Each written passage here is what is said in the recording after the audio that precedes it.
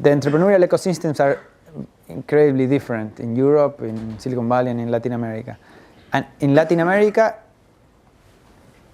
doing a startup anywhere in the world, it's hard. It's a game. The numbers do not look very favorable. If whatever it is, it's 1%, 10%. If you want to be incredibly generous, will be successful.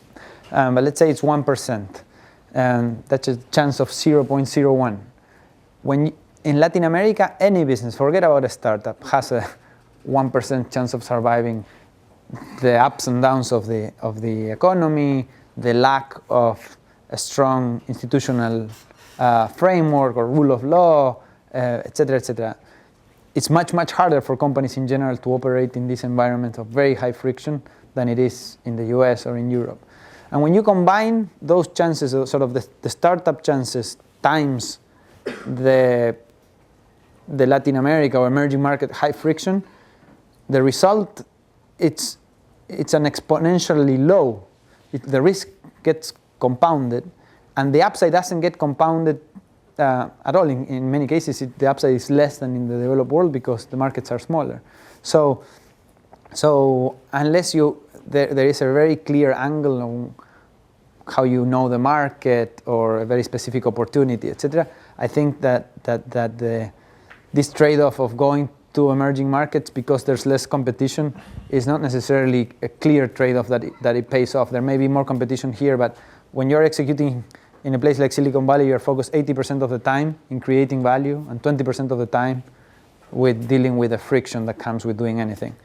In Latin America, in most places, you are lucky if you can focus 40% of the time to creating value, and 60% of the time is dealing with the friction, which for a startup, it's asphyxiating and can kill them very easily.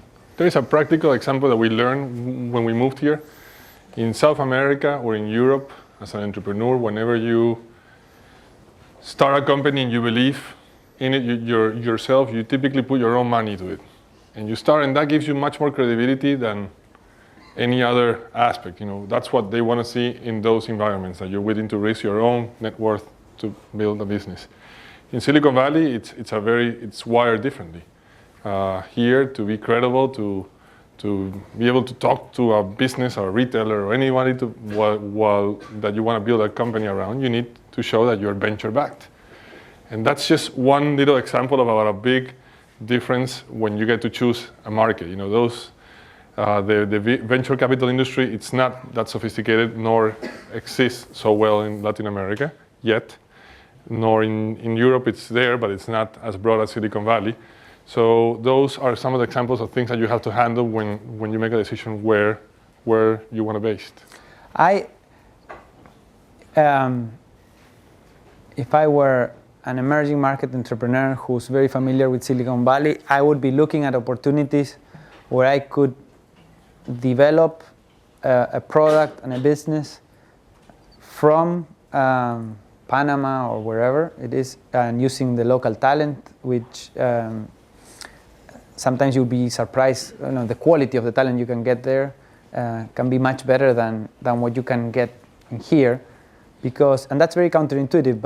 But here talent is not only expensive, but the best talent is often taken by the very large companies. So when you look at the startups, they will have one brilliant engineer per every 4 to 9 good but average engineers. And in Panama, you may have the luxury of creating a team of 9 brilliant engineers. That's very, very hard to do in Silicon Valley. And I think it's just a matter of time before we see a world-class company addressing the world markets and the developed world markets from the emerging markets. Actually, I think that the biggest reason why that is not happening is sort of self-imposed censorship, if you will. There are entrepreneurs who have the right ideas to do from Vietnam or from Panama or from Turkey, and that they would like to launch them to the developed world from their market, but they don't do because they haven't seen people do it before and they think it's impossible. And I just think we have to see the first examples of that to begin to see a big trend in that area, especially in mobile, where I think some of these markets are very advanced in how they use the mobile phone.